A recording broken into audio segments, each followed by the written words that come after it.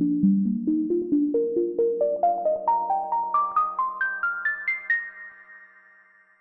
this video, I'll review and test a portable air conditioner system from a company called TOSOT. As usual, I did receive this product free from the manufacturer in exchange for an honest and unbiased review. But my thoughts on the product aren't enough, so I always test out the products and report on the results in real-world numbers so you can make your own conclusions. TOSOT is a sub-brand of a Chinese company called Gree Electric Appliances that's been around for about 20 years. They're a major player in the global HVAC market, and in addition to this portable unit, they also produce mini-split systems as well as window units and dehumidifiers.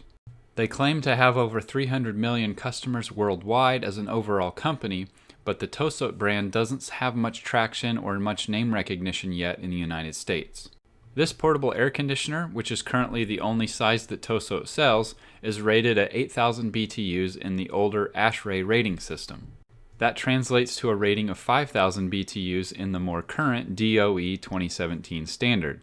So make sure if you're comparing this unit to a window unit or other type of air conditioner that you use the DOE rating, as it is more accurate. Unfortunately, I could not find an EER rating for this air conditioner, which I'm going to criticize them a little bit for. EER ratings are the best indicator of how energy efficient an air conditioner is, so not publishing that number makes me suspicious that the product is not very efficient. More on that later. TOSOT sizes this air conditioner for a room of up to 300 square feet. It comes with a 1-year warranty, which is standard for portable air conditioners across the major brands, but you can get a free 6-month extension by registering the product with the manufacturer. So let's get started unboxing it and take a closer look. This is a heavy box, so just a warning ahead of time, it may take 2 people to lift. It's on small casters to move around on the floor a little bit once you unbox it, but the term portable air conditioner may be a little misleading to some people. You aren't going to be able to take this on the go. Not only is it too heavy to move around much, but as you'll see when we unbox it and start hooking it up, it requires an exhaust duct that will vent to the outside of your home. So please keep that in mind. Even though it says portable, it's going to be tethered to a short exhaust hose that is connected to your window. Inside the box, you can see all of the accessories that it comes with to connect the air conditioner to your window. That includes some flexible ducting, 2 exhaust connectors or joints, power cord hooks for cable management, various kinds of insulation,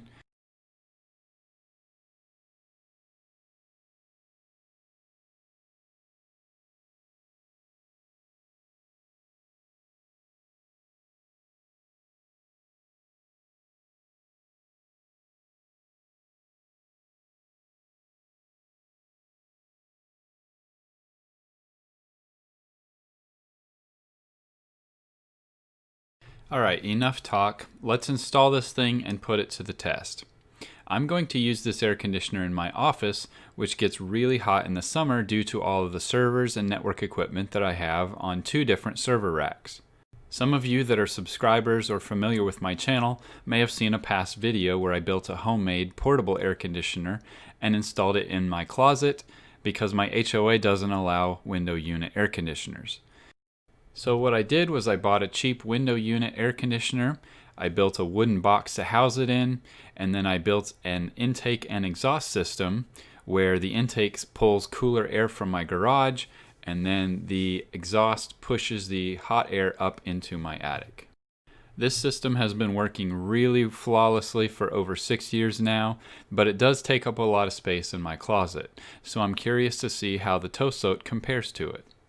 For comparison's sake, the window unit is a frigidaire that is rated for 6,000 BTUs using the DOE standard, so the frigidaire on paper is a little bit more powerful.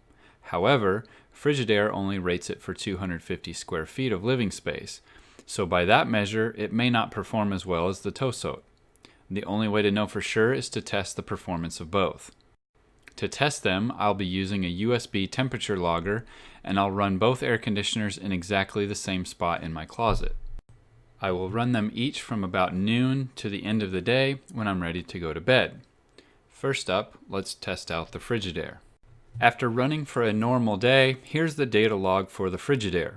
As you can see, on max cooling settings, it performs pretty consistently throughout the day and keeps the temperature hovering around 20 degrees Celsius or 68 degrees Fahrenheit. Some people might like it a few degrees colder, but keep in mind that the air conditioner is fighting against a dozen heat-producing machines in the room. Now let's see what the TOSOT can do. I removed the Frigidaire setup and installed the TOSOT in its place.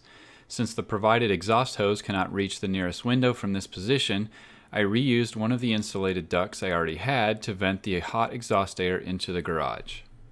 You can't see it, but under the insulation on the duct is a hose clamp that keeps an airtight seal where the TOSOT duct connects to my own pre-existing duct. I turned the TOSOT on max cooling settings and fired it up.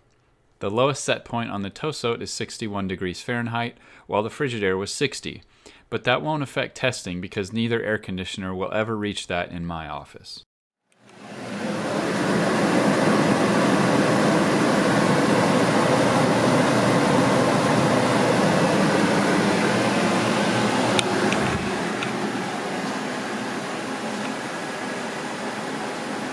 After running for another normal day in my office, here is the data log of the TOSOT.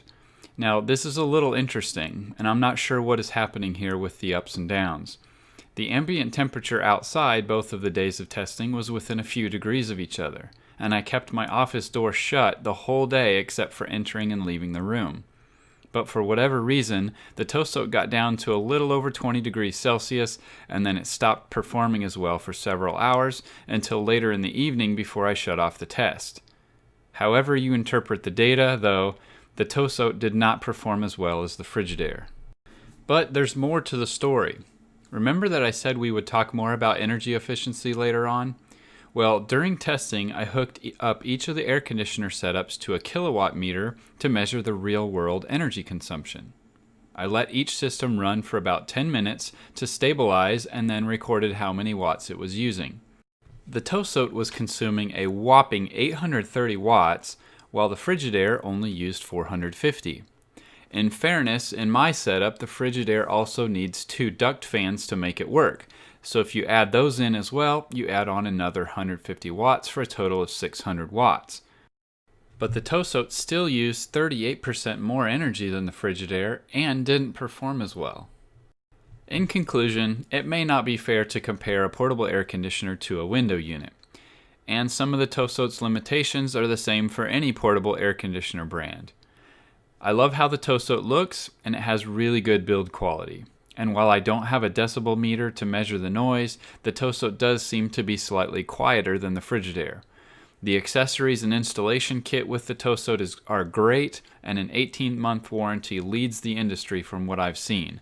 And even though the window unit performed a little bit better, there are still plenty of use cases where an ugly window unit air conditioner is not the right solution, and you should look at a portable air conditioner like the TOSOT. And because my channel is all about self-reliance, having one of these in your home in case of a grid down situation or if your central air system dies could be a lifesaver.